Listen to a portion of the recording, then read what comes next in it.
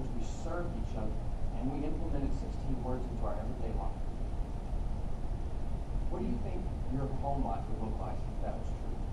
If that was accomplished this year? What do you think? What do you think your work environment would look like? Everything changes. I hope that as you walk into this, as we do these trainings, as we go on this trip, my prayer is that whatever walls you may have built up over your past experience, I pray that God just bulldoze the crap out of those. We can't even apply two of the one another's of Scripture to each other. We're on the same team. We speak the same language.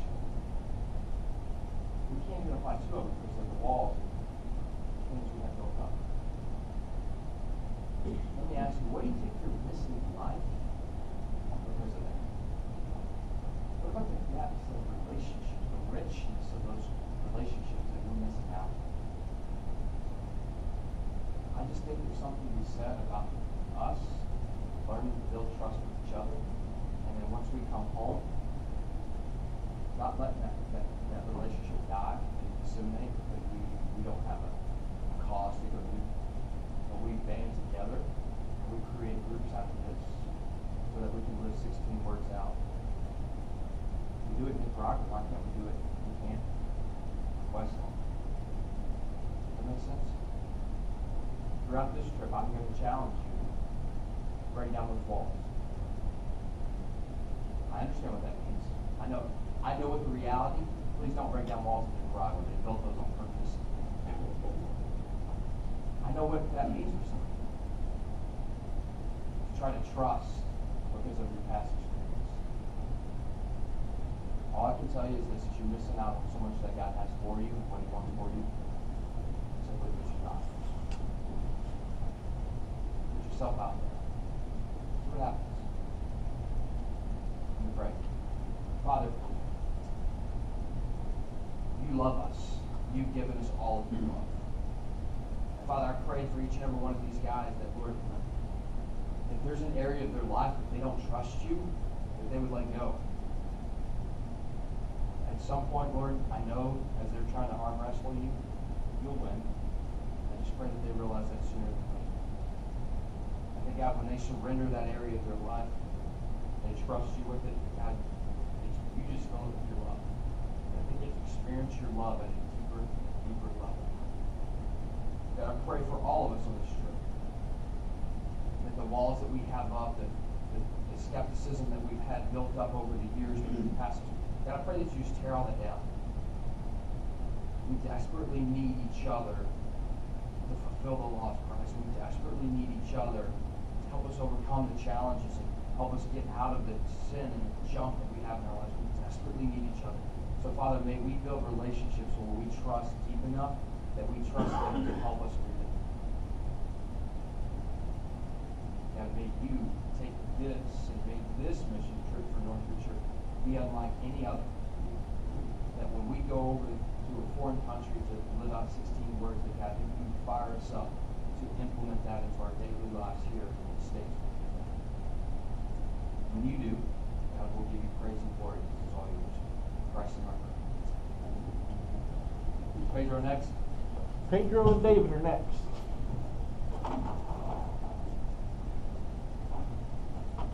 Yep, what?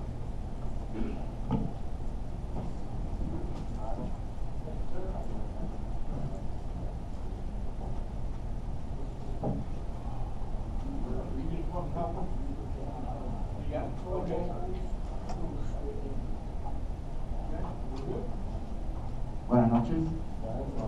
There you go. I'm sure every single one of you learned everything that was in the handouts that we received. And you know everything that it says in there. And you all downloaded the Duolingo, and you were practicing 10 minutes every day. All right. There's a little bit of trust in here. We're going to have to build some trust in each other, right? So here's the deal. I actually downloaded the app, and then I found another app called Bravo Low, and I started practicing. He says that I am 60% bilingual. And I'm like, oh, okay, I might have to work on this this app a little more.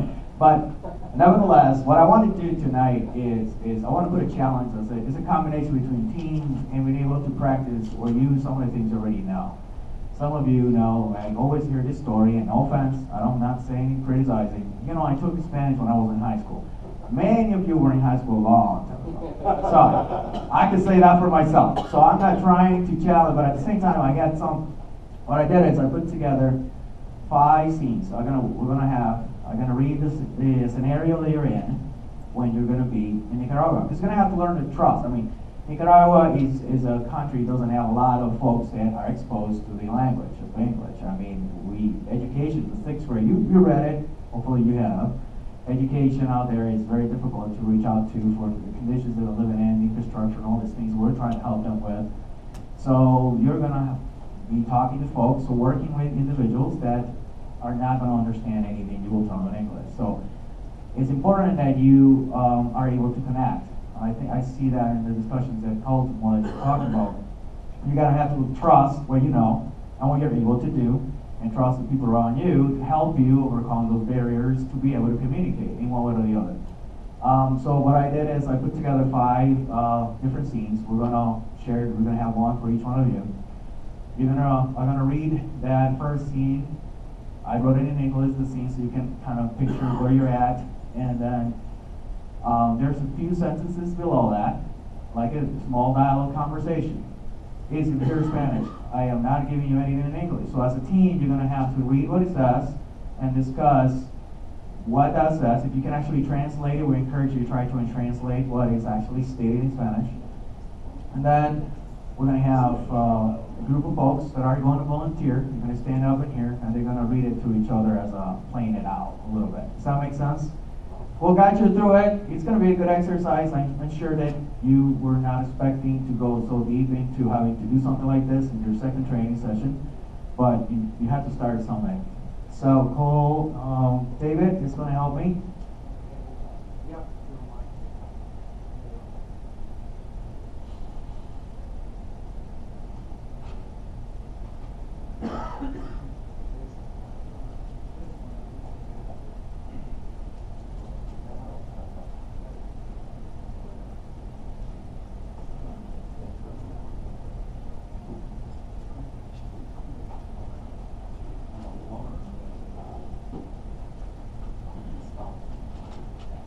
All right, we have how many groups? 1, 5. Either 2 of you can join a group. We'll probably have we've got 5 table total. So the 2 of you guys want to join this team in the back, guys.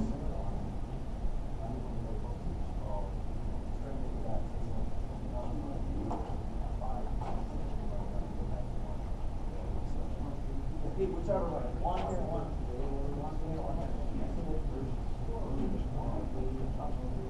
All right, that makes it even better because now I'll divide the 5 scenes to pick 2 or 3 individuals for each group and stand up again. But we'll start in a minute. So David is going to help us go around and help the group. So we'll start with the first one. Ed, tell me when you're done distributing them. This is the last table. All right.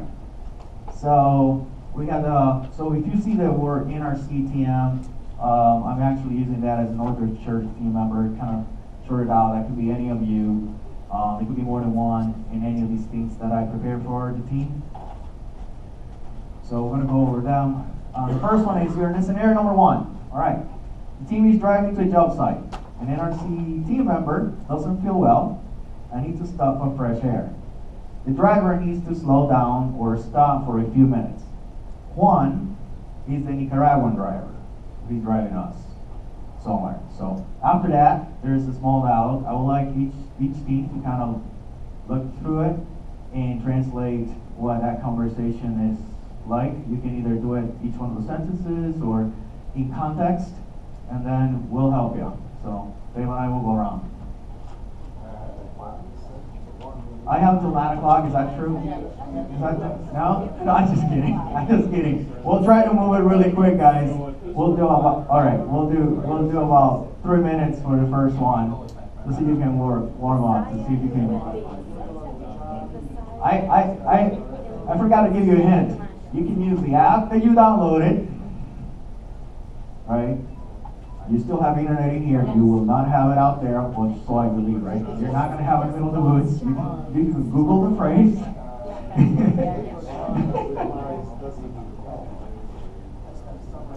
We'll take it there.